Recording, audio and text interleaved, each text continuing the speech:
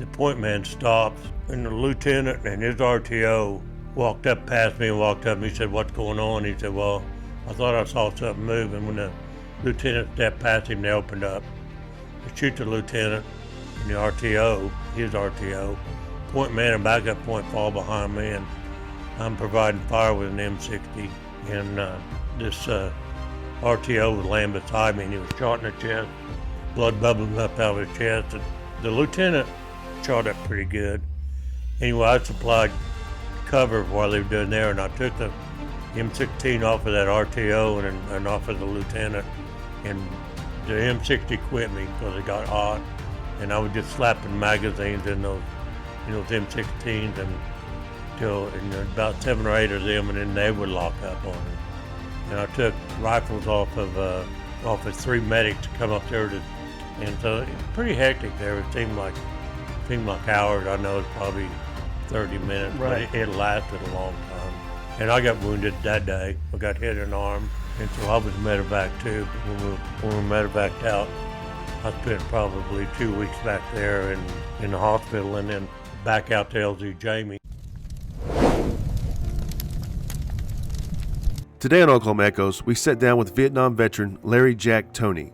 After high school, Jack considered joining the military, but before he ever had the chance to enlist on his own, the draft made the decision for him, and soon sent him to the jungles of Vietnam. Jack entered the war carrying an M60 machine gun, but as the fighting continued and men around him were killed or wounded, he found himself carrying something even heavier, which was the responsibility of leading those who were still alive. He didn't rise to the ranks because he wanted recognition. Every step forward came because someone else could no longer fill that position, and somebody had to take charge. Jack survived, stepped forward, and did everything he could to bring his men home. By the time he returned to Oklahoma, he carried 3 Purple Hearts, 2 Bronze Stars, and memories of friends who never made it back. The cowboy he left home had become a combat leader, but the transformation came at a cost he would carry for the rest of his life. This is the story of an Oklahoma cowboy drafted into war, shaped by loss, and called to lead when survival itself was not guaranteed. Welcome to Oklahoma Echoes. I hope you enjoyed today's episode, promoted by Survival, the Jack Toney Story.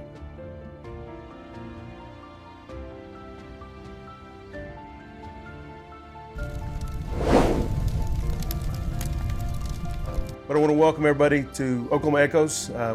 Today I have Vietnam veteran Jack Toney.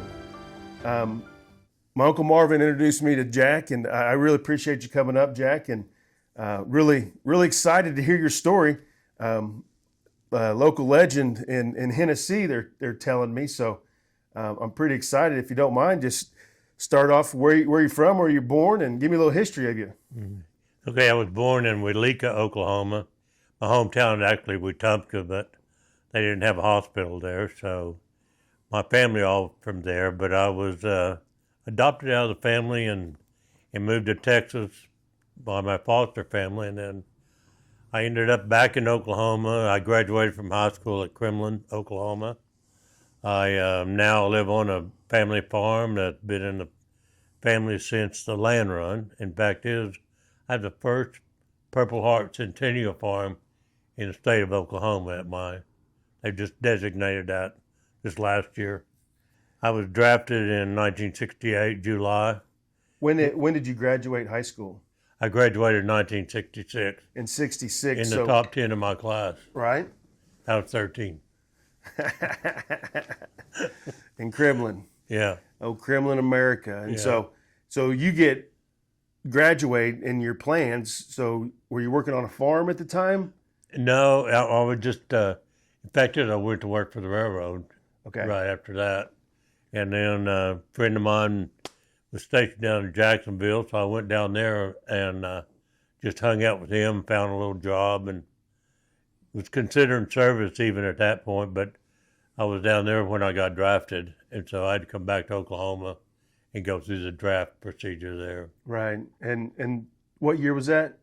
It was in 1968. So a year after you graduated high school, you get drafted, and walk me through that process, because I've talked to a few Vietnam veterans that, obviously we see on the news the watch parties, if you will, or the draft, right? So there's radios and TV shows, and So obviously you weren't home, but how did that go? And was you watching the draft before that, or? No, the draft, you get a letter. And the letterhead of that is greetings, and you have been chosen and or not chosen, but you have been it's selective service back then, and you're Right. required to be at a certain place at a certain time and go through the draft procedure. And at that point in time, I went and tried to enlist immediately, to go to the Air Force or something like that. But I'd already got a draft notice, so they said you're in the Army. But in the prior, you go down in the pre-induction physical, and you take an Armed Forces qualification test. And there's 100 questions on that test, and I made a 99. The lady at the draft board said she'd been there 18 years and never seen her 99 AFQT. So go down there to Oklahoma City in a large room and a lot of desks, and this was in the Vietnam era, so they were really getting people in there as fast as they could. So this lady typing all my stuff, and then she jumps up and says, "I have a 99 AFQT here." So you sit down and say, "They're going to send you to any school you want to go to." Well, at that time, they were wanting helicopter pilots, so I said, "I'll be a helicopter pilot." I'm colorblind, so I couldn't be a pilot. Right. So I went to the infantry instead.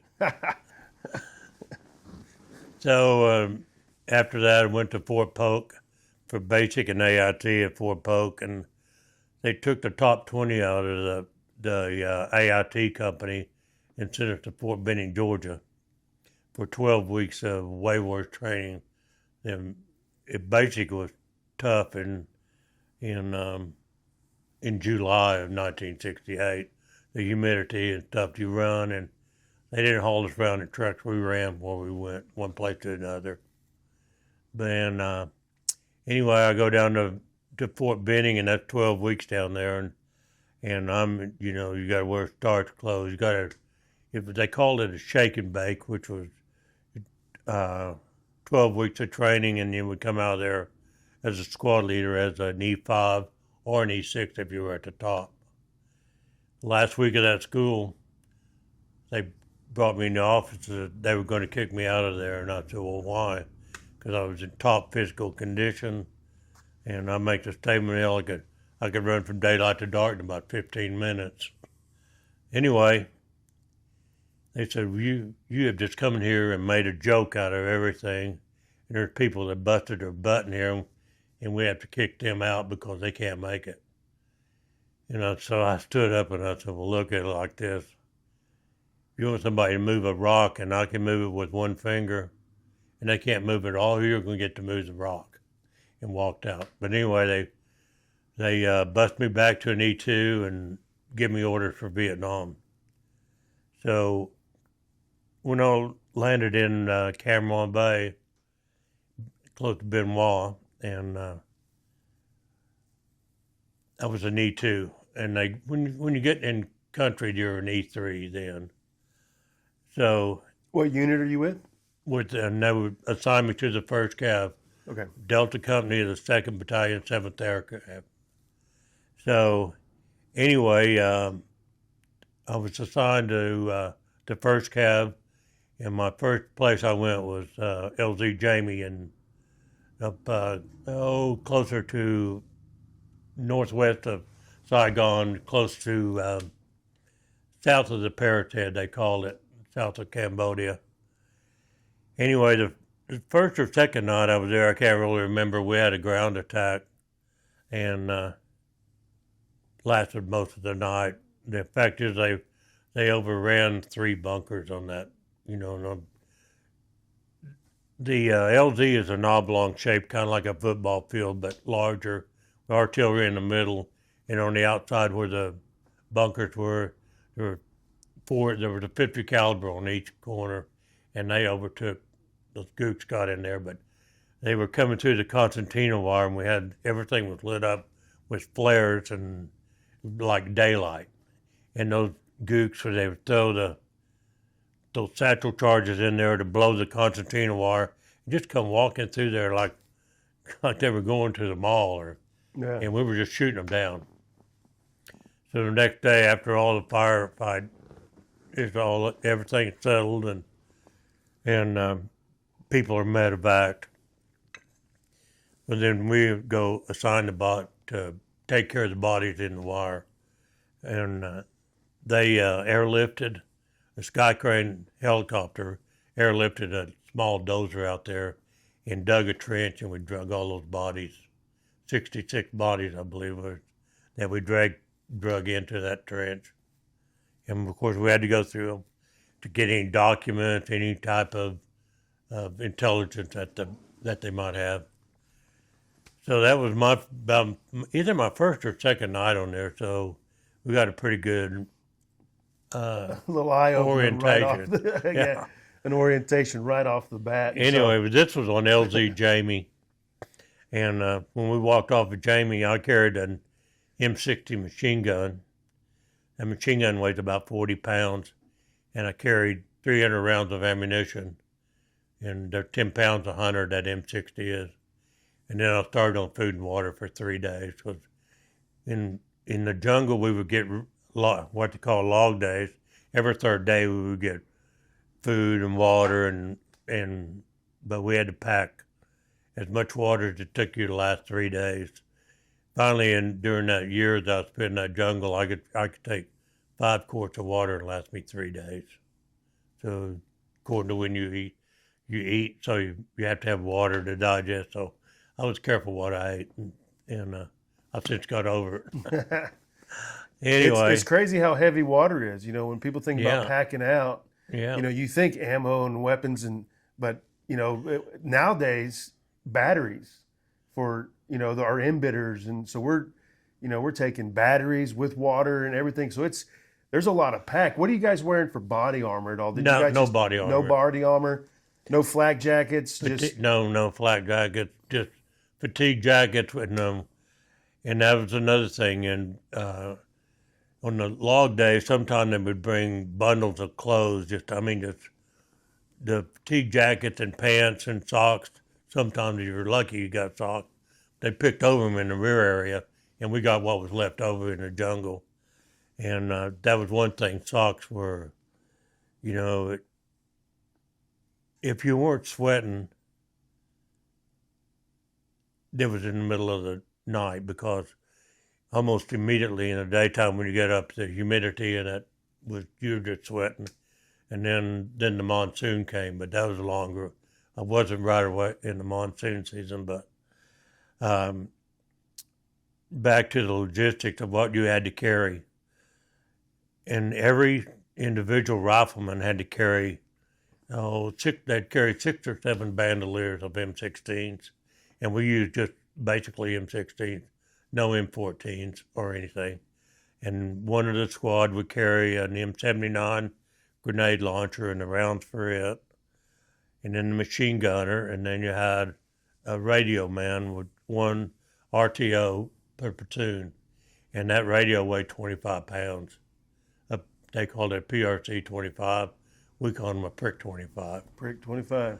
And with a 3-foot antenna on it. And I'll touch base with that one of my worst days in Vietnam. And yeah. Anyway, that's what we carried when we walked off. And we walked into an ambush, and that first or second week, I can't remember, but we had a point man, a backup point, and I was third in line with the machine gun, and we were all brand new.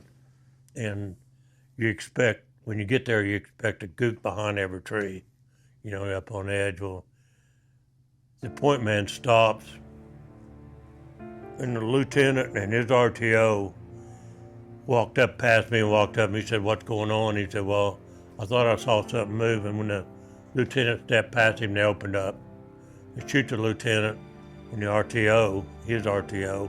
Point man and backup point fall behind me, and I'm providing fire with an M60. And this RTO was laying beside me, and he was shot in the chest, blood bubbling up out of his chest. And he said, "Damn, Tony, this hurts." And I said, just be cool, try not to breathe. He said, try not to breathe, you smart ass. Anyway, the lieutenant he never regained consciousness, and he was shot up pretty good. Anyway, I supplied cover while they were doing there, and I took the M16 off of that RTO and off of the lieutenant, and the M60 quit me because it got hot, and I was just slapping magazines in those M16s and about 7 or 8 of them, and then they would lock up on you. And I took rifles off of 3 medics to come up there to get, and the gooks were coming around on both sides, and I was trying to talk to the CO with the RTO's radio, and so it's pretty hectic there. It seemed like hours. I know it's probably 30 minutes, right. But it lasted a long time. Anyway, and I got wounded that day. I got hit in the arm, and so I was medevac too. When we were medevaced out, and went back to the River area, and then I spent probably 2 weeks back there in the hospital, and then back out to LZ Jamie and rejoined my company at that time. But in the meantime, they had got wiped, and that day we got wiped out so bad that we had to come back and get what they call fresh meat, new guys. Anyway, then back out there at one time, and I was an E3 then. At one time, I was an E4 platoon leader. We lost people that bad. Wow. But they knew I had the training to be the squad leader, from Fort Benning.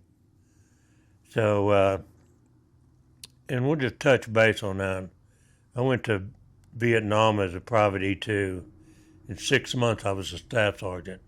I was a buck sergeant for 2 weeks, an E5 for 2 weeks. The deputy commanding general of the 1st Cav flew out to LZ and offered me a direct commission in the jungle. And just sitting there, and we were back in LZ Jamie, and it's kind of a little relaxation period for us after humping your food and everything, the log days. And anyway, I was reading a book, and the 3 helicopters land, and you could tell it was a general, and they got out, and the command sergeant major walked up to the CP where our commanding officer was, and then they start walking toward me, and I get up and grab a jacket, and he comes over there and introduces himself, and said he'd been reading about me through the G2, the intelligence, about what I was a little bit crazy back then, or maybe a whole lot crazy. Anyway, he said he'd been reading about me, and he was coming out there, and he said, I'm going to offer you a direct commission to be an officer in the Army. He said, now you're going to take a written test. He said, I don't care about the results of that. If you'll accept this commission, you will be a lieutenant in the Army. And then when he left, the command sergeant major of the 1st Cav said, here's what you need to do, Tony. You need to accept this commission, and I'll give you a $6,000 tax-free bonus and send you home for 30 days, and then you can accept the commission, which the kind of money we made, $6,000 was like $1 million. But I just knew that when I come out of it, if I lived through that jungle, I was going to go to school on GI Bill. That was my focus. But I still tossed it around with that commission for a while. My CO would beat on my butt. He said, "What?" He came over there and said, one day he said, "Tony, well, what is it? Are you going to be chief of staff? You're going to be a damn civilian." Anyway, I did not accept that commission, and I stayed with that company, Delta, the 2nd Battalion, 7th Cav. They called us No D Rose Delta. And for some reason, I joined that company with 22 other guys, and me and one other guy made it a year, and he was in the mortar platoon. But yeah, so you stayed true to the enlisted side. yeah, And what was the main reason, right? Now the GI Bill, you said that was important, but again, at that point, why would you not more than anything? Well, because I'd already pushed that envelope really hard, and that would send me home, and then I would be right back in that jungle. Right. So, and and with the experience, if you spent 3 or 4 months in that jungle, you gained a lot of experience, and experience means a lot. You cannot explain to somebody what it's like to be in a firefight with you're fighting people with rifles 25 and 30 yards in front of you. It's just like I said, it's like riding a roller coaster, 180 miles an hour. The adrenaline.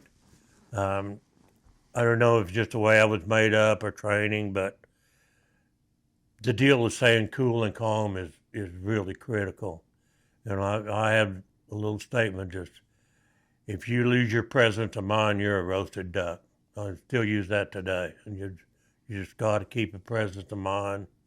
It's like talking to that RTO or just, and being a platoon leader, most of the time I was there, you could get a lot more out of people if you were calm to them. You don't rattle brain and stuff like that. And like I say, I pulled a lot of crazy stuff. But one time I come up out of a tunnel and my CO was standing there. I was already a platoon sergeant. And he said, "I'll see you in there."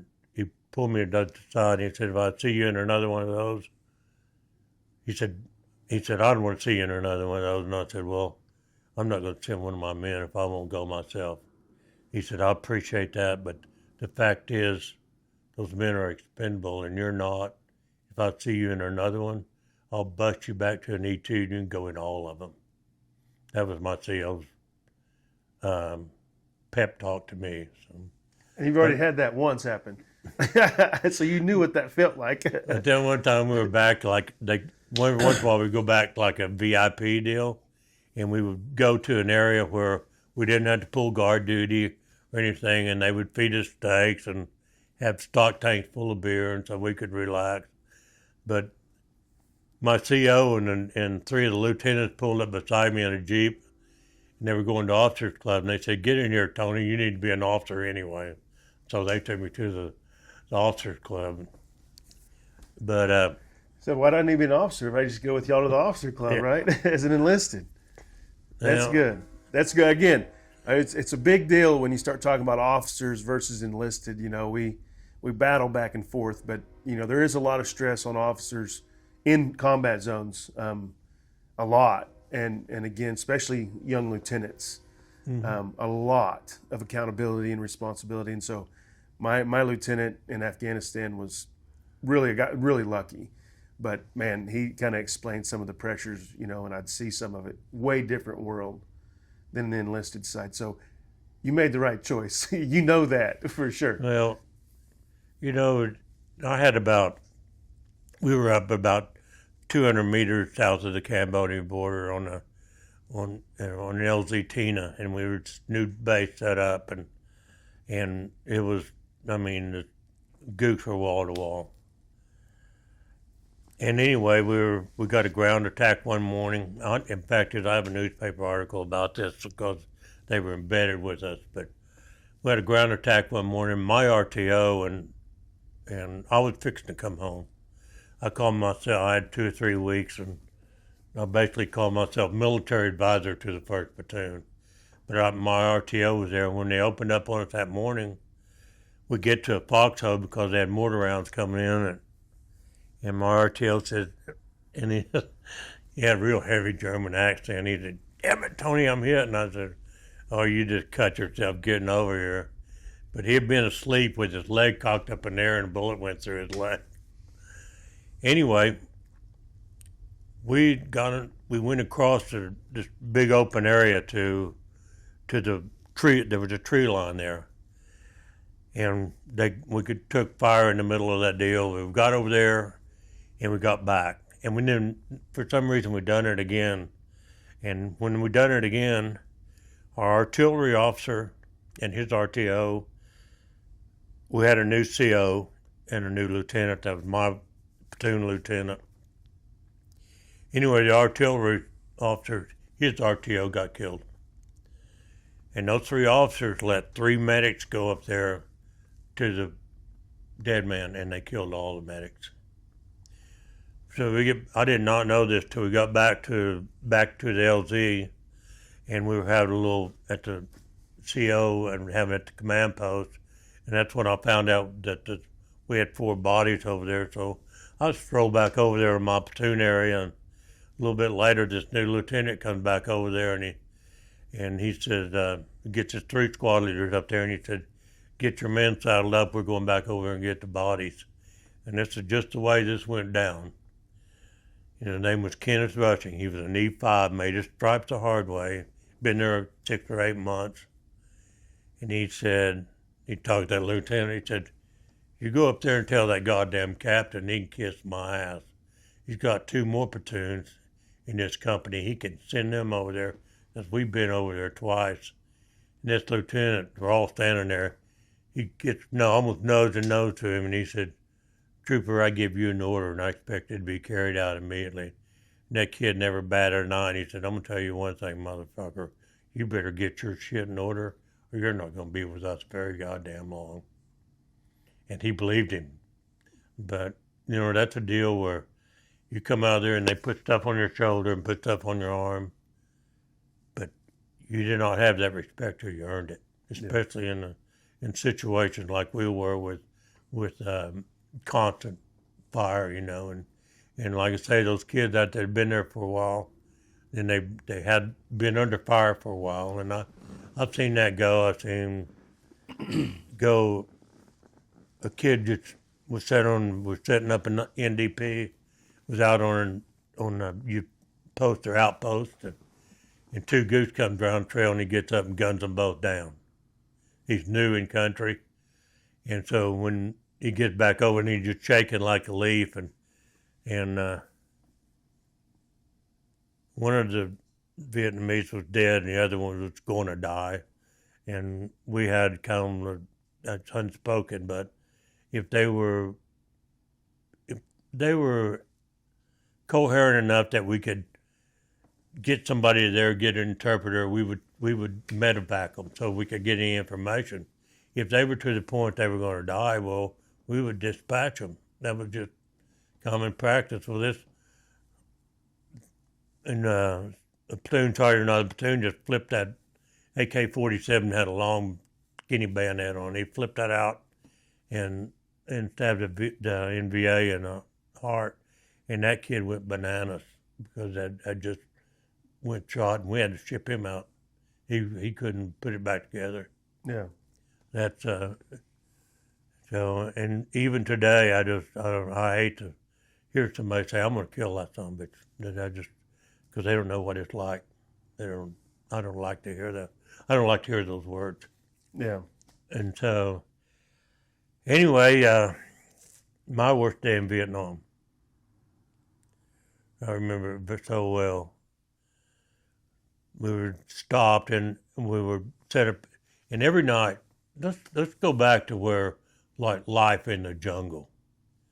Like, when I walked off that LZ with my M60, 300 rounds of ammunition, and food and water for 3 days, I was carrying about 110 pounds. I weighed about 150, 160 pounds. A lot of those kids weighed 120, 130 pounds, just out of high school. But that's what we carried every day. And every night, we stopped and set up what they call a night defensive position, NDP. And that means that company would, in a circle, would dig a foxhole that 4 men could get into, and they would cut down 3 trees and fill up about 30 or 40 sandbags to cover that every night. The mortar platoon would dig a round circle about 2 foot deep, just like a stock tank. They set that they packed an 81 millimeter mortar all the time. The mortar platoon did. So put that in through that jungle. Yeah. And when we traveled through the jungle, no trails. You drove through the jungle, right through it. You don't never walk down the trail ever. So anyway, that was our life in that jungle. The dirt, the grime, and at one point in time they medevaced me because I had an earache. And for 2 days after we had a log day, for 2 days it hurt so bad, I took Darvons and aspirins till my stomach couldn't take any more. And just for a whole day, just tears run out of my eyes all constantly. And they medevaced me back to Long Bend. And when they pulled it out of my ear, it was just like about a half of the little fuzzy caterpillars had kind of like that fungus had grown up in my ear. I still have hearing problems, but that's from the guns that were constantly going off. And they called mine a shotgun ear because I'm right-handed, so the muzzle blast was on this side of my head. And I have hearing aids that the Army, but I don't wear them very much. I live by myself on the farm. And then, top all this, we had the monsoon season for about 2 months. And in the monsoon, it rained, it seemed like constantly. Your hands get dishpan hands when you do dishes. The whole body got that away, just wrinkled up. And I remember this kid one morning put his pack on, shifted his weight, and pulled the hide off both shoulders. Yeah. You know what he done? Put his pack on and went down the road. The one thing that I take out of Vietnam is we had the age of the draft, and we had people from all over the nation, all different colors, all different races. And in that jungle, I never seen people get along like they did in that jungle. And they would lay down and die for each other, like when you got somebody got wounded or hurt, it seemed like they made the same moaning sound every time. And the guys in platoon were wanting to go after them, but you set up security to get, and we never left a body back. We got them all. Yeah. But we set up security. Don't just run in there and grab them, because the gooks knew this, and they had a body there, you damn well bet they had an ambush set up for it. Yeah.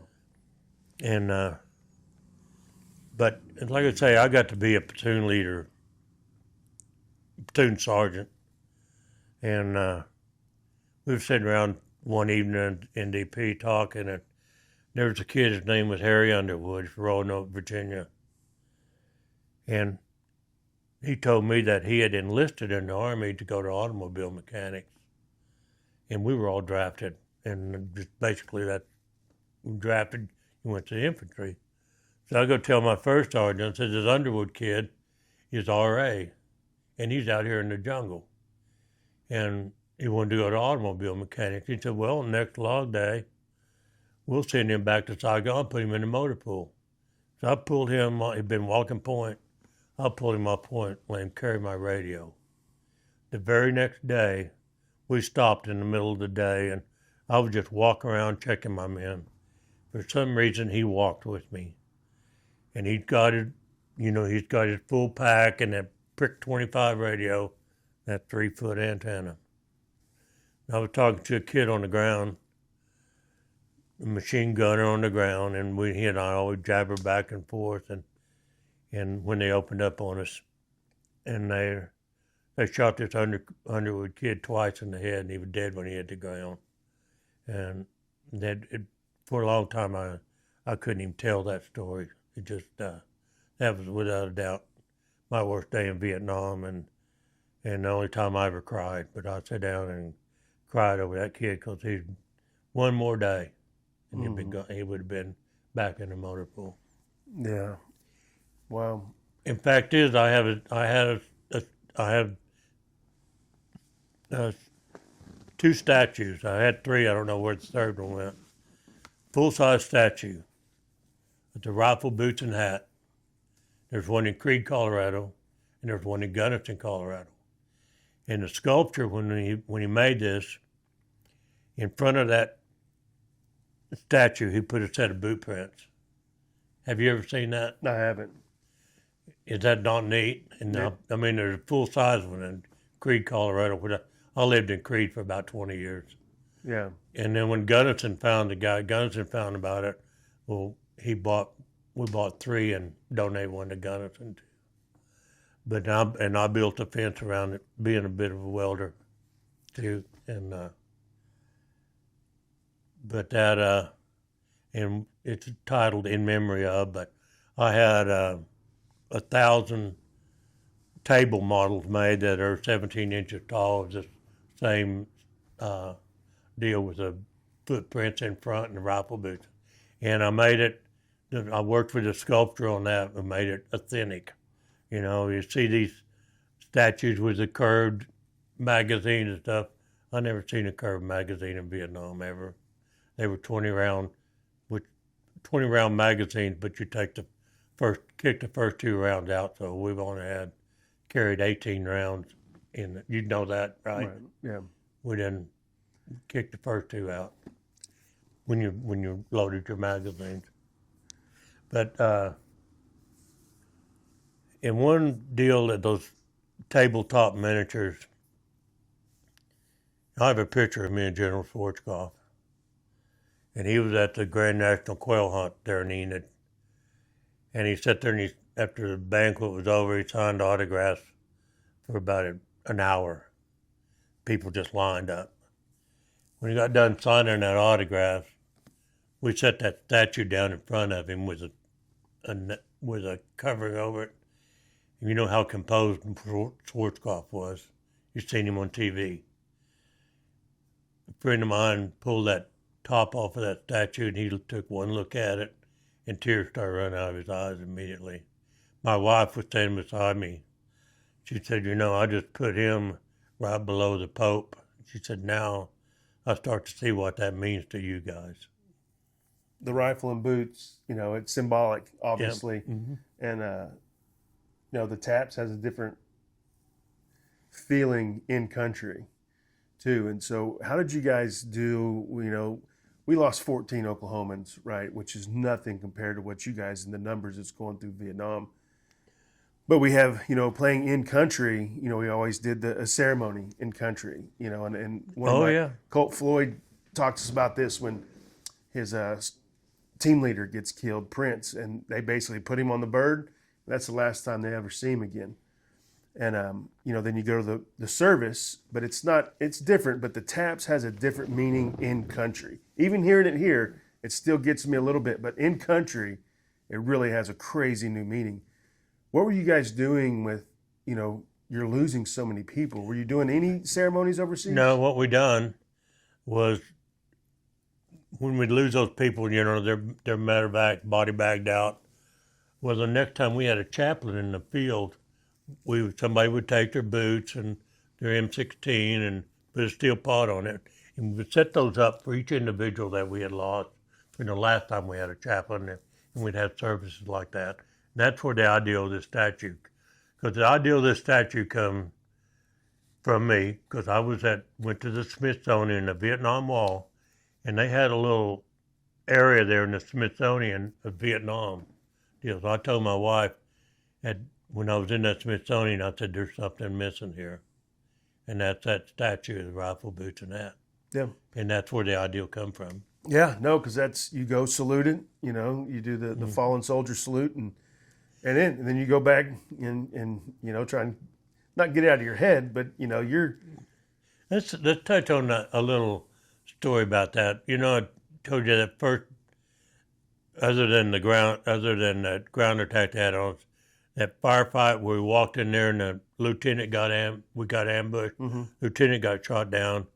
Well, I didn't think he lived in all that. 20 years later, and it's a whole nother story, the Safari Club International sent me on a safari to Africa. Did you know that? No. Anyway, that's a story, but I was reading an article, it was in my boat over Grand Lake, and the article said that the Safari Club International was going to send an Oklahoma veteran on a safari to Africa. The only thing, he had to win a Purple Heart before May the 1st of 1975. I had 3 Purple Hearts. So a friend of mine gets in the boat, and I said, look here, Susie, I'm going to Africa. And she helped me fill out, and it wasn't a selection, it was a deal. And the committee, and they gave me a call one time and said it was between you and one other guy that also had 3 Purple Hearts. I said, well, whoever you decide to, I want to meet him and I'll buy his dinner. And a couple of days later, they called me back, so, well, he can only document 1. I said, I don't even want to meet him. Because that's a documentation. You don't lose them. You have it or you know. Anyway, they sent me to Africa. And my son got to go, paid for every friggin' thing. Gun permits, airfare, everything. Nice. And my son got to go as an observer companion. I paid for his hunt, and then we come back. The Oklahoma Taxidermists Association done all the taxidermy work and presented it to me at a big deal in Oklahoma City. And those animals are in a Purple Heart exhibit that we'll touch on later in Enid. Yeah. So what animals did you get? I got a kudu, a springbok, a bleesbok, and impala. Nice. Not trophy class. But that's that I did a Purple Heart hunt in with the Rough and Ready Outdoors and shot a black buck. It looks like a goat, but it's really cool. And I've done a few of these, and it really is a nice appreciation when people do these. And I went and killed a wildebeest. I've never left Oklahoma, right, and done these 2 or 3 different Purple Heart hunts. And it is a cool, and I truly appreciate that. And we'll transition to that a little bit, especially being a Vietnam era guy, right? So, again, we know what was going on with the war on the outside, the media getting it and going crazy. And, Oklahoma, we know we're lucky because we've always had a ton of support here. What you see going on a lot of times is on the edges and outskirts of the United States. And so I want to talk a little bit about your experience here. Where'd you get off the plane, and did you experience any, you always hear getting spat on and the whole deal. And again, we know what Oklahoma was doing, and we're honoring veterans. Okay, I have a little story about that because we were sitting on the tarmac at Cameron Bay, and they were kind of debriefing us, talking about it. They said, now when you land in Oakland, there's some people there and they're demonstrating, they're calling you names and yelling at you and maybe even spitting on you. Well, I'm sitting on that tarmac and I weigh about 180 and about 2 to 3 ounces of body fat on me, and I'm thinking, I pity a poor son of a bitch that spits on me. He's going to be in a whole lot of trouble. Nothing else, I'll just wait till his arms get tired and beat the hell out of him. Anyway, we landed here, but in the middle part of the United States, we didn't have that. Right. East and West Coast. We didn't have it back here, but also it was not cool to be a veteran back then. People come back like that first weekend I went to the lake and said, well, I just come back from Vietnam. And they said, oh yeah, last weekend, they don't know, people didn't care. When they started caring? When Schwarzkopf went to Kuwait. Well, after that, it was cool to be a veteran. It's funny you say that, right? So I can tell you exactly. I had my Desert Storm guy here, and Zach Waddell, and we talk about the cards, and so we talk about what they were doing. They were trying to recover from the bad image that came from the Vietnam War. And they were. I think that's what made me even, because I collected the cards. And subconsciously, I didn't really think about it at the time, but that pushed me and drove me, I think, to join the military. And it's funny you say that because I agree. That's exactly right. Yeah. And just almost to the day. Well, and it's funny. Right here.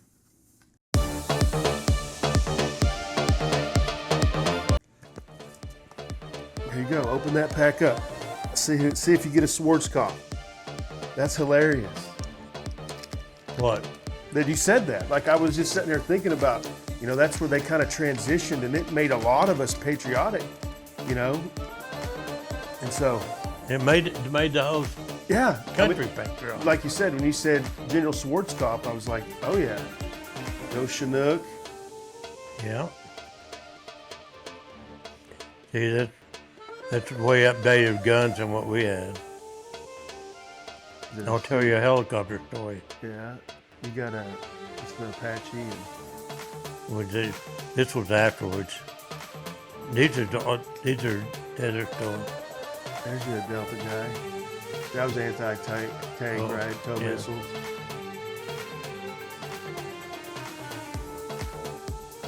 But yeah, no, isn't that? I'm glad you said that because I bought that. I was like, you know what? I'm gonna try and get some of these, and I did it. And so, let's take a quick break, and we'll be right back.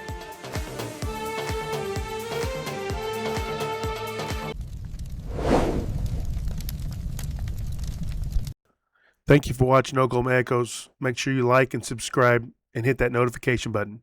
Now back to the show. The Vietnam era, and it's really is crazy because you hear about it so much, you know, welcoming home Vietnam veterans because it wasn't cool to be a veteran, and the cards changed that. I really agree with what you said there, and but you didn't have that experience in Oklahoma. It was just on the West Coast And East Coast. and East Coast, and it's still the same stuff we see today. Is it not just mind-boggling sometimes?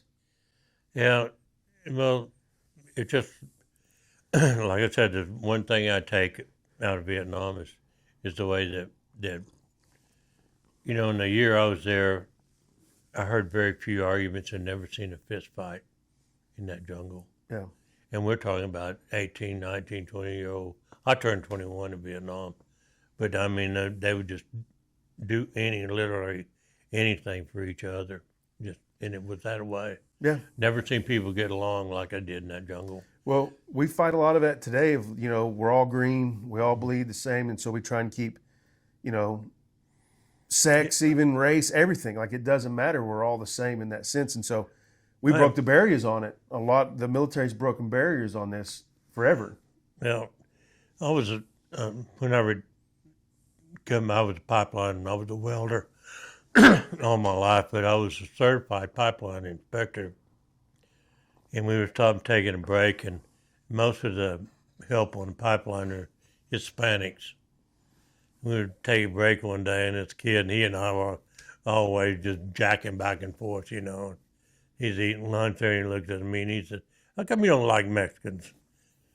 I said, "Can I tell you a little story?" And he said, "What is it?" And I said, "Well, I was in a war a long time ago, and I seen men blown apart, blown up." I said, "You know what I seen?" He said, "What's that?" I said, "They were all the same color inside." And I believe that to this day. Yeah. Well, that's what I'm saying. Yeah. We make fun of each other. We're hard on each other. Mm-hmm. We'll make fun of their, if you have a Mexican, but again, it's not in the race. It's just how it is, right? It's, if I'm not messing with you, it means I don't like you. If I'm not talking to you, like we make fun of each other. That's kind of what drives us. But you're right. It's crazy how it just kind of tears down the wall because again, once you put that uniform on, nothing matters, right? In that sense, as far as race or background or religion or anything, right? You're fighting for the same cause. Anything, Ty, but putting that uniform on, and like I said, whatever you have on your shoulder or on your collar, you still, till you earn the respect of those men, you're just in the combat situation out here and that's another thing I didn't, that I thought about when they offered me that commission. I didn't do so well in the stateside Army, just the rules and regulations in that age group that I was at, and I was just so freaking cocky and so full of myself that I don't know if I'd have made it back. Right. But if I would have got a hold of myself or somebody sat down and talked to us, say, "Well, you don't have to be all this, you don't have to be all that, just kind of conform." Well, hell, I might have been a general. You might have been talking about me as a one star. Right.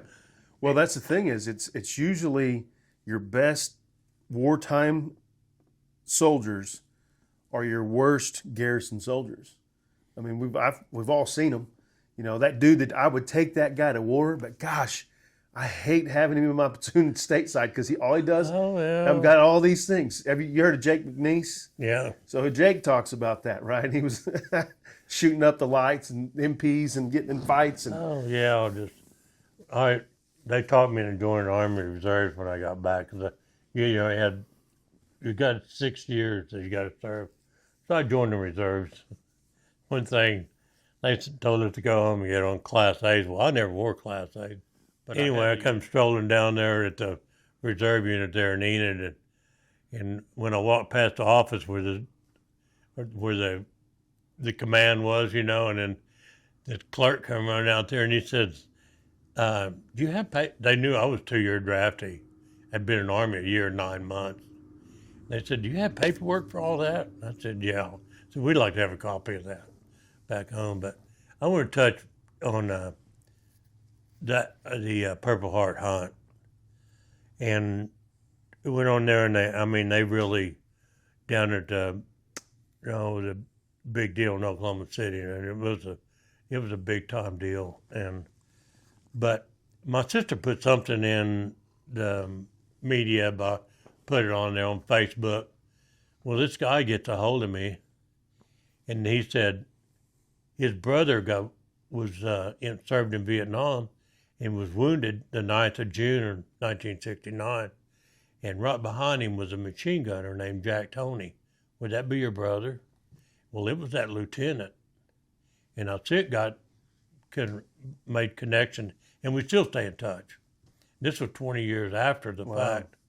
And so then after he told me that, because he had never found out what happened, he told me that his brother got medevaced, and he lived, and medevaced to Japan.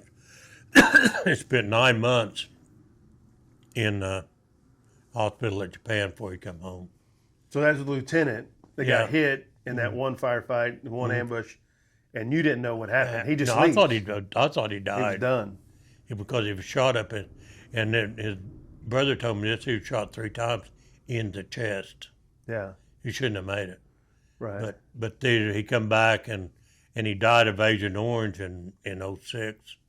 So, but that was, and since then we stay in touch. But one thing that, in that battle, and I've seen the write-up of what he is about how he directed fire and kept the body secure and done all this, and he was awarded a Silver Star.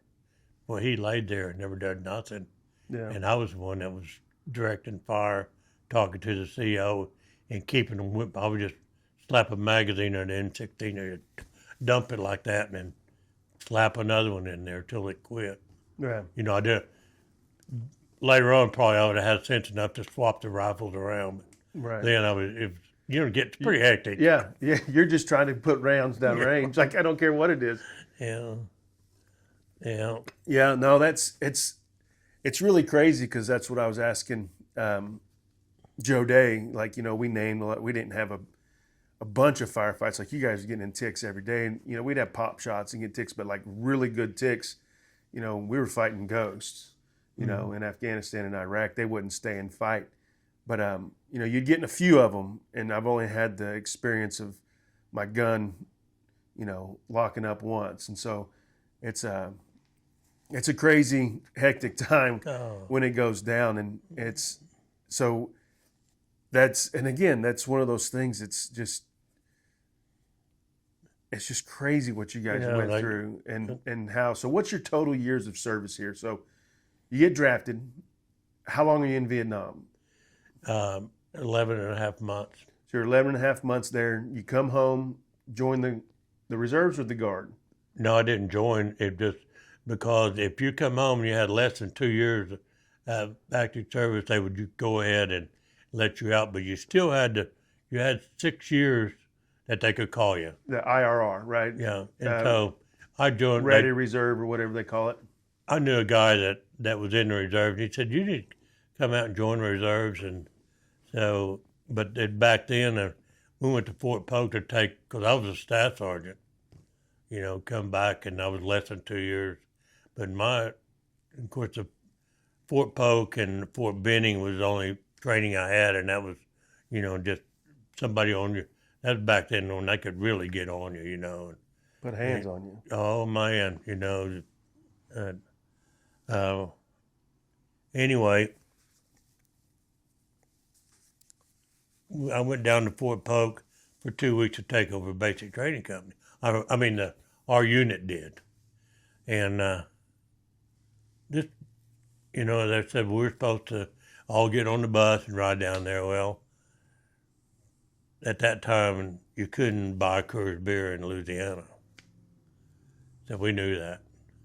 So I took my own pickup and 30 cases of Coors beer. My So man. you can see how I was conforming to, Yeah. But my attitude was, and then when I got down there, my banker actually was one of the CO, was a major. So what are you going to do, draft me? Yeah. No, it was kind of funny. Yeah. Now you're my kind of man. I'm a Coors original banquet guy myself, so I'm right there with you. 30 cases we all down there. That's funny.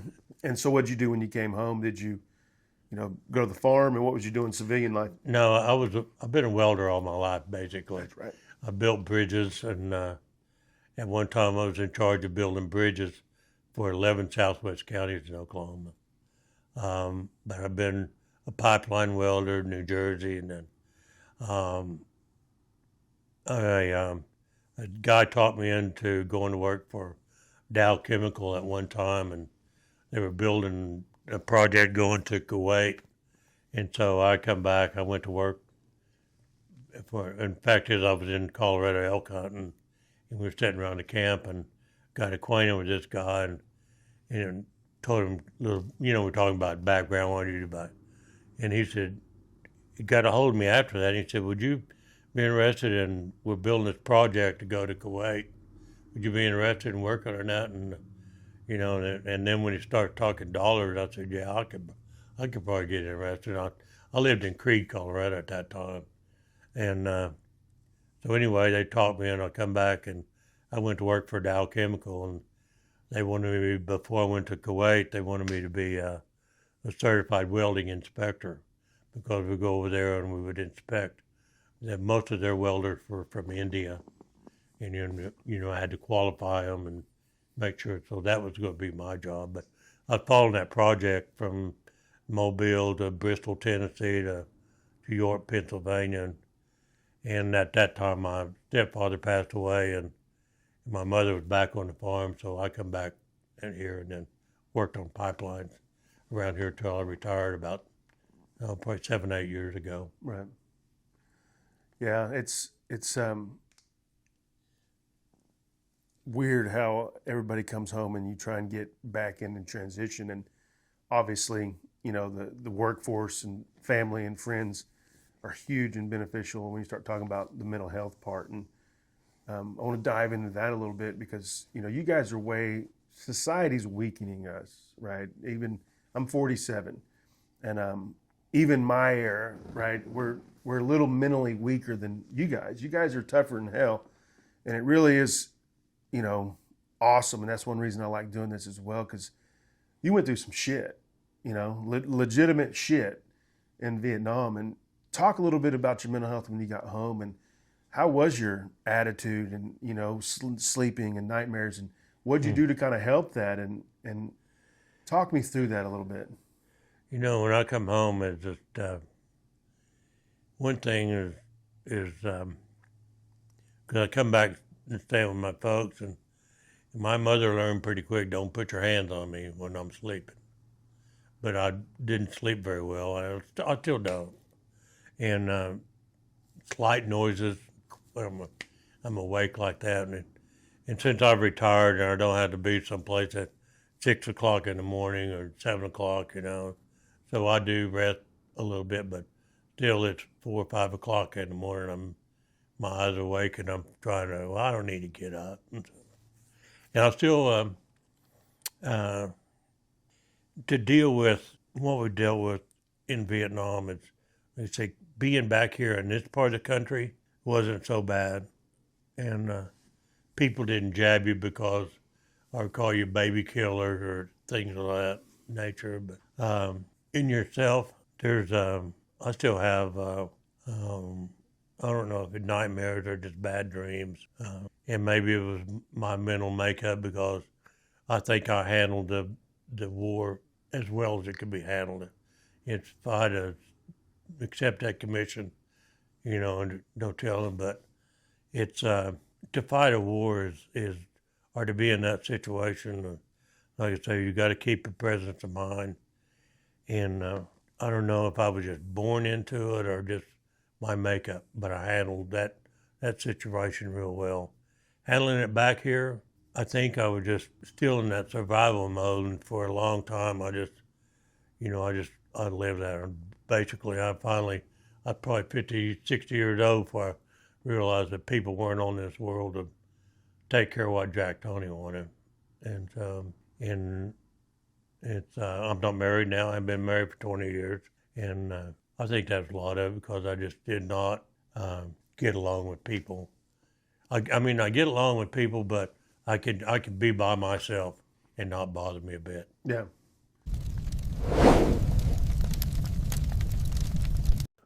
Thank you for watching Oklahoma Echoes. Make sure you like and subscribe and hit that notification button. Now back to the show. That's the biggest part they're talking about, the isolation part. And, it's one of the, we talk about suicide on Veterans World, and, that's the first thing, never isolate. And I think it's therapeutic in that sense. And so it's, you watch the show Alone, it's on the TV, and it's most of the time they go crazy because they don't have any social interaction. It takes a different person to have that where you can basically be by yourself. I had a guy tell me when we were elk hunting in Colorado, and I come back from out of Vietnam, 1970, and I started elk hunting in Colorado in 72, and I liked it so much I finally moved up there. But we were talking around there one evening, and he said, and this was a guy graduated with his brother-in-law. He said, I've elk hunted with a lot of people up here, and he said, I don't see very many people that could just go 6 months in a forest to be by themselves. You're one of those people. Just I don't know if it's just I made up my mind or something to make up that I could just do it. Yeah. I did not need support. I did not need somebody to prop me up or tell me I'm doing a good job. Just I done what I needed to do, and I have a reputation for being a top-notch welder, fabricator, and I just wanted, whatever I done, I wanted to be really good at it. I team roped for years. I've got a trailer at home that I won at the Rope the Rockies finals, saddles, buckles. If I do something, I want to do it. I want to do it well. The best. But now I'm just old and gray, and I just want to do what I can do. And I still live on the farm by myself, and I'll still take care of it. And you can drive by it today, and everything looks nice. It's picked up, put in the right place, and mowed down. So, still building stuff. Right. I built a friend of mine had a barn burned down a year and a half ago now, and I just got out of the hospital, a month out of the hospital, and I went over and built him a 40 by 60 barn. Of course, I just said him, I've got the equipment, and I just sit in my skid steer and pointed, basically. Right. Supervisor status still, yeah. Right? Yeah. Yeah, that takes that too. Yeah. No, you got to have them. Yeah, no, you're a rare breed in that. Like you said, it's somebody that can isolate and do it. That helped a lot, right? But you have your own demons, right? And I do have my demons. And it's always one of those weird balance, right? If I have any fear of anything, it's being down and not being able to get up. And the last 4 or 5 years they've operated on one leg 6 times. And about 4 years ago, a doctor, and he was a retired brigadier general, and a wound doctor, and he come in and told me, he said, Jack, if I went by the book, I would have cut your leg off 6 weeks ago. And that was 4 years ago, and they've operated on it 5 or 6 times. But the last time it'd be a year and a half ago in April, and down to Heart Hospital in Oklahoma City, and went down there to the emergency room on Saturday, and Monday they done ultrasounds and stuff because having such pain in it. And doctor comes in, he said, here's the deal. I can operate on your leg and you'll have maybe have it another 1 to 5 years, or I can take it off right now. And I said, well, let's do the 1 to 5, doc. And he operated on my leg, and then after the operation, he come in there and he said, things went so much better than I thought they were. He said, I think you're good to go. And then I had a 6-month checkup, and he said, it really looks good now. And he said, there's still more things we can do. So if you have problems with it, come back. And he said, I'll see you in a year. Yeah. So I'm still walking. I got a bird dog. He's 3.5 years old. I've hunted last 2 years, but I got to do it in something I could do it side by side, or like last year, I still remember the Grand National Quail Hunt. Well, I mowed my field in strips so we could put tame birds out, and I could, and I wasn't hunting, just taking hunters out. Right. And I could still follow them in my golf cart. and Still getting around. No, a doctor asked me at the VA, said, what do you really want to do? And I said, well, I'd like to chase that dog for 1 more year. But if I have a fear in this world, my fear is not being able to do anything. Because I was down for basically 6 months at one time. My body went into septic shock, and I was in intensive care for about a month. But I laid in that hospital, and I thought, man, if I do get up, what in the hell's going to be left? My sister had to move to the farm and take care of me for about 4 months, but at the same time, I've got these wound packs hanging on me. I just got a game bird vest and put the shit in there. Yeah. And built a round pen for my niece, for to ride my horse in the round pen. Right. So I'm still getting things done, but I really have, a fear, apprehension of not being able to get up and go. Right. That is, if I have one thing in my life and you go to a nursing home and I have friends in them, and that ain't for me. Yeah.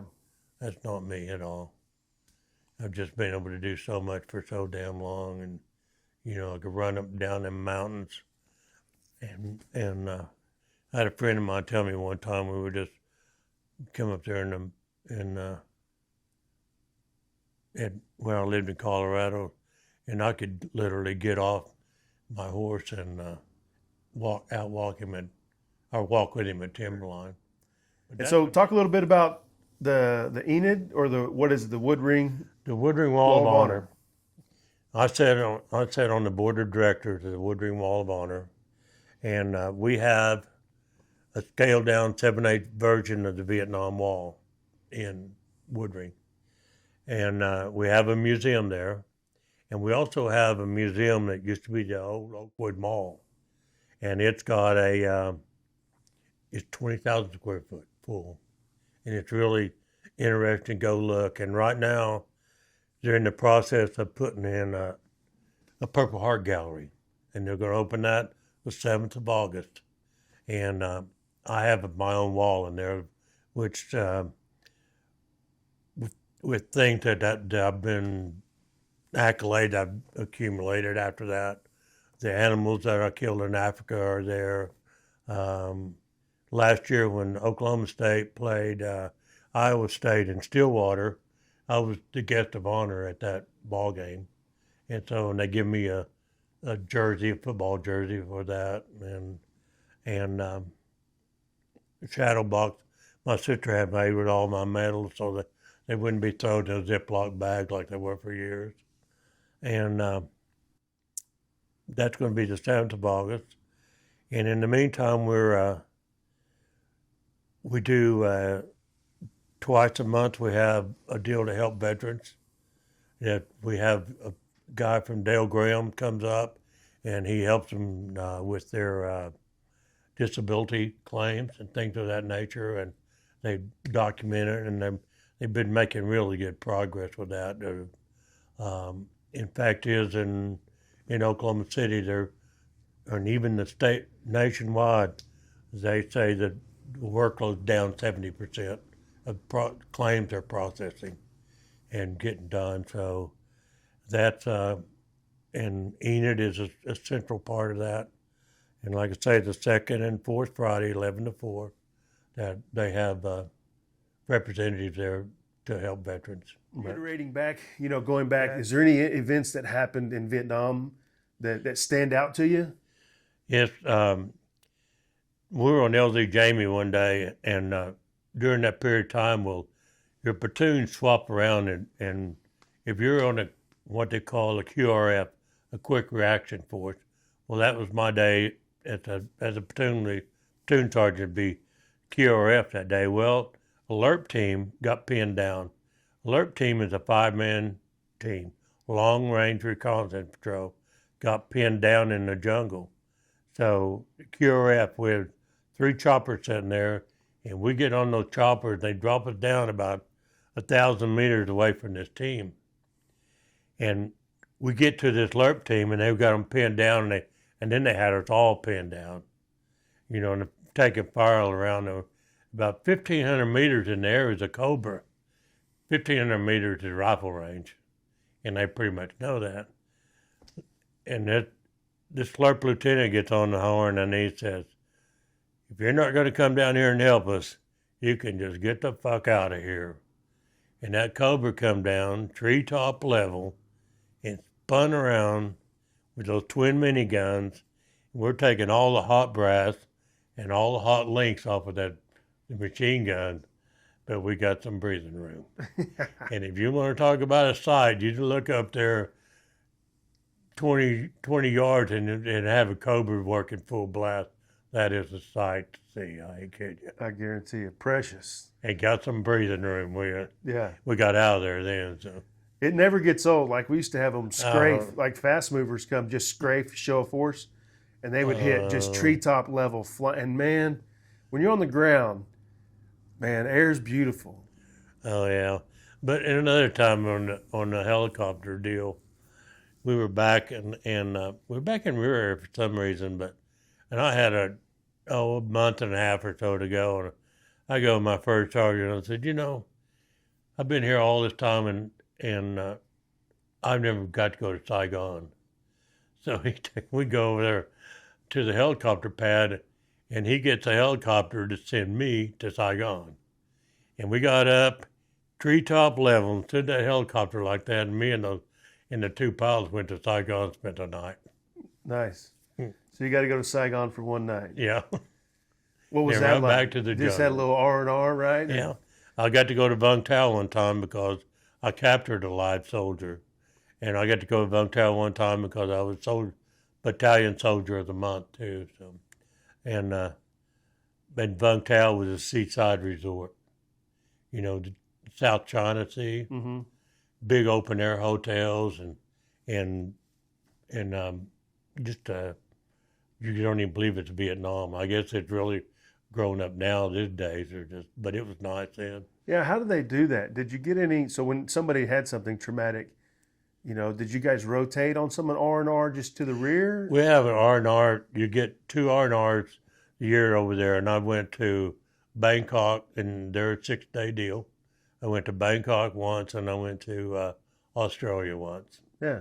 When I went to Australia, I wanted to go see a farm, so I spent 3 days with the farm family. 3 days and 2 nights.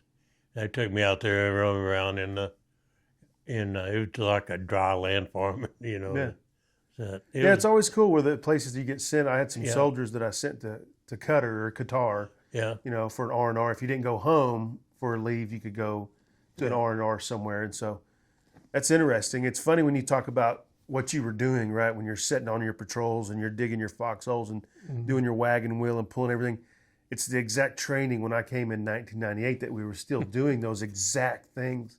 And so when I hear that, we're in woodland camo and just the suck of just doing that. And it's like, we finally changed the battlefield where we got out of that training. But when I hear Vietnam veterans talk about it in 1998 when I got in, that's what we were doing still. It's exactly what we were doing, you know, and so it's awesome to make that come to life in the real world when you start talking about it. You know, we go places like you go back maybe to a medical deal, but if you walk in there and you're jungle fatigues and they know you're, you know, like they said, for every man in the jungle in Vietnam, it took 13 support. And you walk into an EM club or an NCO club with your fighting gear on, you didn't buy nothing. Yeah. Of course, there in Vietnam, a pack of cigarettes was a dime, a Coke was a dime, and a beer was a dime. And, you know, the MPC, the military payment. Did you guys have that, or No. did you do greenback dollars? Yeah, no, I never went on. Yeah, it'd be green dollars. It'd been just cash. We had MPC military payment because they did not want the green money in the Vietnamese to have it, and so they paid us in MPC. Of course, in the jungle, I think I drew $25 a month, you know, for Class C. But you know, and if we did go back, like to LZ Barber, we were close to Tay In, so we could go in town. But you know, it's I spent a whole year there, basically what they call the free fire zone, and that means if it moved, you could shoot it. You didn't have to ask questions. And I'll go back to areas where they had to check ID, and all the Vietnamese had a chain around their neck with an ID card. And I always thought if you got close enough to read that ID card, you're already in a lot of trouble. Yeah. So I never was in a place other than LZ Barbara, and I was only there a couple times that I had to be around civilians at all, and that was just, we stayed basically on that fire support base, but every evening we had to run the gooks off because they were up there, so you could buy TVs, you could buy anything you wanted from them. They had like a little bazaar set up outside, but they had to leave in the evening, so my deal was run them off in the evening, so I get an M79 grenade launcher with tear gas rounds in it, and when they on their little mule, when they come up there and they knew it was time to leave, you could see them start deeding them out. And so what they do is you lay a roll of tear gas out there they got to go through and then try to shoot them. Yeah. Terrible, wasn't it? Right. Entertainment, right? Yeah. I didn't get to do that very often. Yeah, we had the bazaars. They'd take American cash, but that makes sense. When they would come up to the base and come up to your base and try to sell you stuff. Yeah, no, we would go out when we went out on the town.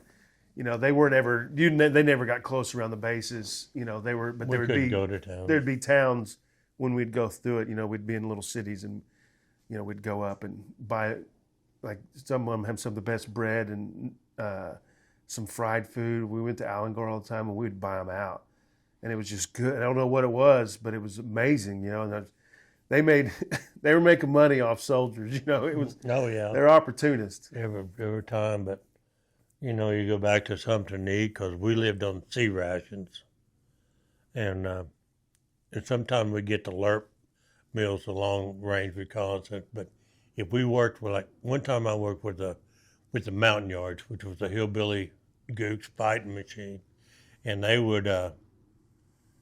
could eat about anything, but they had packages of rice, and you could pour hot water in them, and then they had little packages of fish about that long, and you put that in there with them too. And the way they get that fish, they just dip them out of the river and lay them out on the big screen, let them dry out, and put them in there. It's fresh, fresh baked fish. You know, I was up for eating anything, and I still am. You know, I'll try anything once. Yeah. I ate goat cheese on the side of the mountain in Afghanistan. A little villager came by and I'm like, heck yeah. And everybody's like, no, I ain't touching that. That's me. I'm going to try it. Yeah. I had a billy goat belly. I could eat a country boy. But you know, if like capturing a live Vietnamese, one of them tripped a trip flare one time and we got him anyways. It's kind of a story before you get to him, but we shot him, and I went out there and got him, and it about blowed his butt off.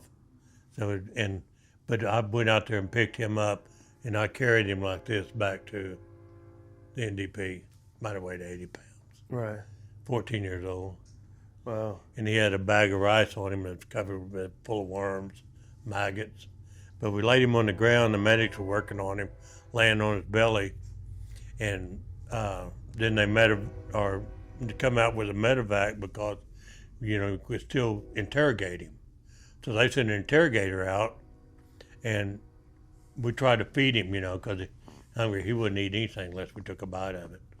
Pound cake was the thing in Vietnam. Pound cake and peaches. And trying to do that, you'd have to eat a bite of it before he wouldn't touch it, because he just knew the Americans was going to eat him and poison him or whatever. Right. But I don't know, this interrogator sat down there, and those goofs, how they could just drop down on their butt, and sit like that. And he jumped up and kicked him right in the face, and I just about slapped him down too, because he's a 14-year-old kid. Yeah. But he's got a rifle. Yeah. Yeah. We call it Haji squat.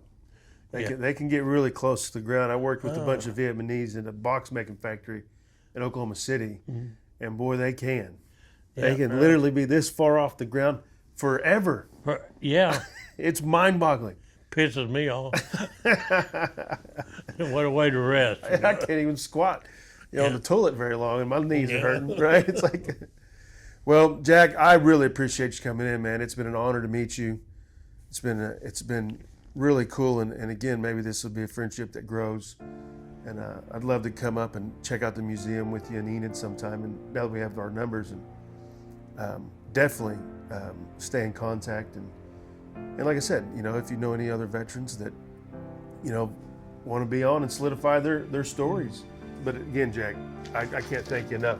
It's been a pleasure, for sure. I'm enjoying it. Yeah. No, it's.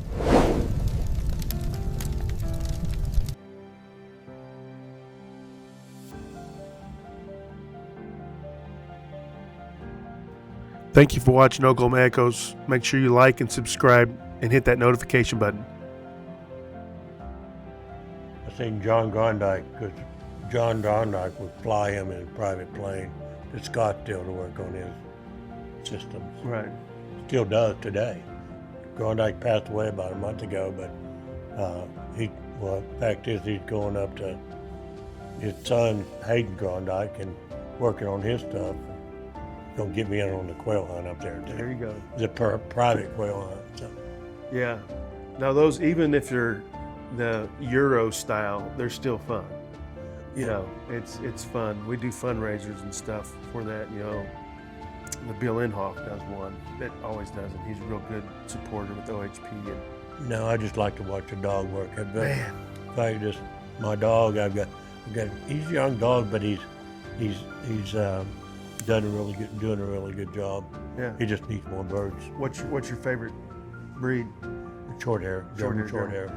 Yeah, I used to breed labs, and I used to duck hunt a lot. And then when my big male died, I didn't hunt 6 years. I didn't hunt ducks, and ducks a little different than the upland game because they taste a little better than the ducks. Not a duck meat guy, but yeah, it's fun to train those dogs. Oh, just watching them work, and it's like hunting in that Grand National. Back, when I was coming out of the Army, one of the first things I bought was I've got a Browning over under 20 gauge. I've had since I was a junior in high school. The last 2 inches where the choke is are silver, but I bought a Browning Light 20 when I first got back at little Tasco's in Enid for one of the time payment. I thought I never would get the damn thing paid. $20 a month. Yeah. But I still had that gun too, but that's because we had so much quail back then.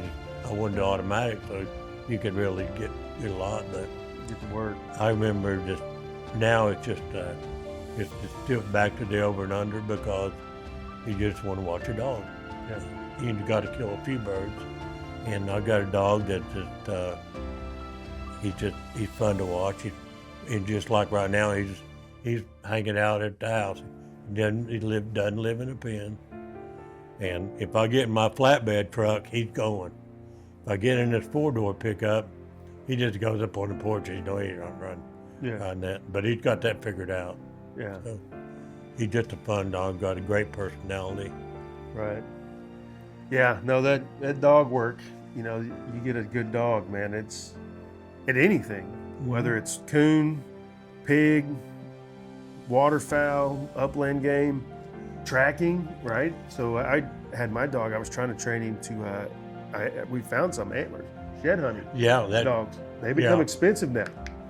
If I could get around like I used to, my dog would be a shed hunter. Yeah. And then we'd go to Colorado in April every year in the spring. I guarantee Soon you as that the would snow be went a off. blast. I want one that finds morels. I'm a morel mushroom guy. I'm like, Oh. surely we can train a dog to find morel mushrooms. Oh, the mushrooms in Colorado are fantastic. Are they? And it's just about this time of year. You know, it's been dry this year, so they won't be. But I mean, I've taken pack mules and filled them up. Wow. And they have a king bolita gets like this, like steak fingers. But the best one I like is they call it a coral, and it just looks like coral growing up. It tastes like fried oysters. I'm not sure I don't like it better. Really? And they're big clusters of it. Yeah. You've had the morel mushrooms? Some of those, but not so much the king bolitas. But I don't think the morels going to be very good. They weren't good this year Horrible. We because it didn't was like so dry. Yeah. Didn't it? Yeah. No, that mushroom hunting becomes, you know. Yeah, I never thought about putting a dog on that. Man, how awesome would that be, though? The truffle hunters, they use dogs, don't they? You have to, right? You cover a lot of ground with them. If they find drugs, they'll find anything. You know, you just got to train them. There Yeah, you go. There's your challenge. You get to train your No, mushroom dog. I used to demonstrate this. I'd take a bow and arrow and I'd put my dog away from it. And I'd take a bow and arrow and I'd run my hand down there and shoot them just as far as they go. And that dog would go get them all. I'd stand at the house or to take somebody, said, take your wallet out there and hide it in that field. My dog will go get it. So I spent a little time with that. But another thing, you know, John Grondike had that, you know, the big time quail deal up there, and he's got a lot of land just designated that. Well, I had a German short hair one time that Kenny Crosswhite, the Crosswhite football player from Hennessy, he bred every dog he had to one of the short hairs I had.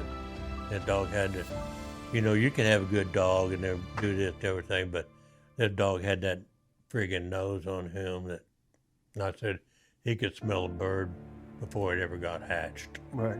That's funny. They're fun to hunt. Yeah. Behind. No, I'm telling you, man, that dog world is. You know, It is fun.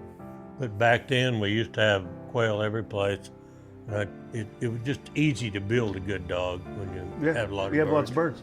Yeah, I grew up in Grant County when I was a kid. Oh, Tons yeah. of pheasant. Oh, man. I mean, I used to kick up That's where 60 birds. That's where Grondike's place is up there. They bought all that LaForce land. Yeah. No, that name sounds really familiar. Yeah, it's of north of Jet and Nash, Yeah. right along the salt fork. Yeah. No, that's my old stomping grounds. I was young when we moved to here, but Yeah, that's where all my Shire side is, and so. yeah. Now that John's passed on, and like I said, my son is pretty good buddies with Hayden, and so TJ and I was over at Gore striper fishing a couple weeks ago. He said, I think I can get us up there. And you know, and I don't want to kill a lot of birds. I just want to kill some for the dog. Yeah. But just getting him in a situation where there's lots of birds, and he's a retrieving machine. I ain't kidding. It don't matter. There's more jackrabbits right now in Kansas, I think, than there are birds too, right? It's like Yeah.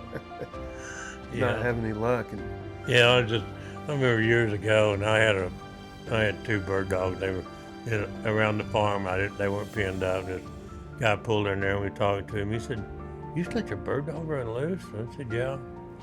He said, "Hell, they'll chase rabbits and every damn thing else." I said, "It don't take that dog long to figure out I ain't hunting rabbits." right. And it does, you know. Yeah. You got, It's a good dog. Yeah. Said it's No short hairs, I always said you teach him his name and teach him come here and you got a bird dog. Yeah, it's bred in them. Mm-hmm. There's no doubt. This dog's a fun dog. His personality is just super. Yeah, you have to send me a picture of your bird dog. Did you bring it too? Mm-hmm. Yeah, you have to give me that'll be a good one to put in there. I'm gonna get this damn fly, one way or another. Oh, here's one I was going to show you. This is a flag retirement deal. Nice, I like that. Now I draw that and cut it out by hand. Uh-huh. The rifle boots and that. But that's a triangle type deal, and a friend of mine does the plasma cutter, cut that out and retire flags.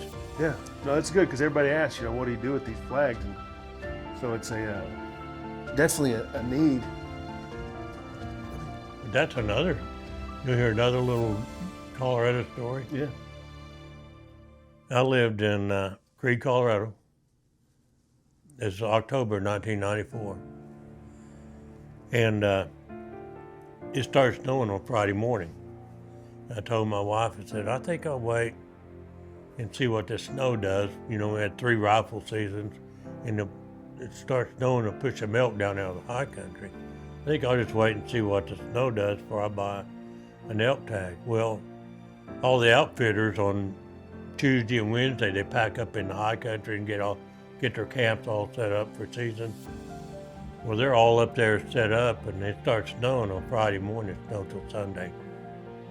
And we had 8 and 10 foot of snow in those high camps where they're just blocked in. Yeah. There's 2 brothers from Shawnee, Oklahoma. On Saturday, they thought they'd make a run for it. And they had a horse and 3 big mules. And the horse quit them, pushing snow like this. So they shot him. They get up on the Continental Divide, and the mules quit them because they couldn't go anyplace. And get in their sleeping bags. This was Saturday. On Tuesday, one of the brothers dies. And they never found the other one until Friday, and his feet were froze. And they stopped and picked him up in the body and in a helicopter. Well, these animals, and there was like 34 of them in 3 different camps. Well, I lived in Creede, Colorado, so I knew the sheriff really well in Mineral County. And the sheriff in Archuleta County had been at my high school graduation in Kremlin, Oklahoma, because I graduated with his brother-in-law. Yeah. So I knew him quite well, and he knew the mountains real well. And so we were talking back and forth. Well, they're stranded like that, and there's a law in the wilderness that you can land a helicopter to save a human life, but you can't land one to save an animal. Well, Tom Richards, the sheriff in Archuleta County, said he wanted to test that law, but all the helicopters, they were having a big flood down in Houston, so they didn't have any slings for horses. So we were talking still, and they were going to fly up there. Humane Society had been dropping feed to them. Then they were going to fly up there and shoot them all so they wouldn't starve to death.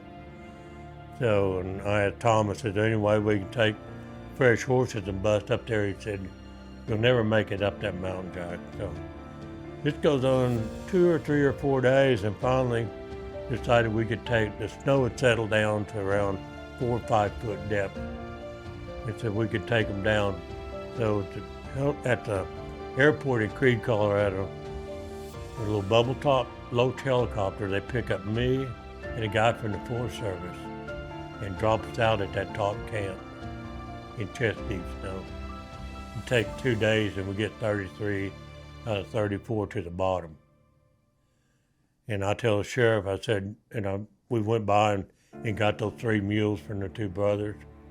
And so when I get down, I tell the sheriff there in Mineral County where I lived, I said, well, the next time I make a trip back to Oklahoma, I'll haul those mules back to the family in Shawnee. And I did that and met him, and met the brother. He was just in a wheelchair then because, they managed to save everything but his toes on his feet. 20 years later, we were dipping across the lake. Texoma would hire a striper guide, and we get talking about Colorado. this striper guy turned around. He said, "Yeah, my grandpa used to go up there elk hunting all the time, but he died in a snowstorm." Really? So he tells his story, and I said, "Yeah, I'm the one who brought those mules back to your family." Isn't that cool? Small world, isn't it? Yeah. Wow. He turned around and looked at me. I'm a fat, gray-headed old man sitting in the corner. And I said, "Yeah, I bet you thought I was just another mild-mannered news reporter, didn't you?" That is a cool story. It is. That's, man, it's, Yeah. Tell you one thing, that little interaction I had with Schwarzkopf was, you could see his feelings come right out. And, yeah. I said, my wife said, "Now I start to see what this means to you guys." We were packing in a camp, we were going elk hunting, and I had a friend of mine with me as a paving company in Edmond, and it had got dark on us, but we crossed the saddle and dark, but the moon was up really bright, and you could almost read a newspaper. And we crossed that mountain, and some elk were crossing there, and elk are pretty vocal creatures, and so you could see them in the moonlight, and the snow was about that deep, just crunch with we were horseback.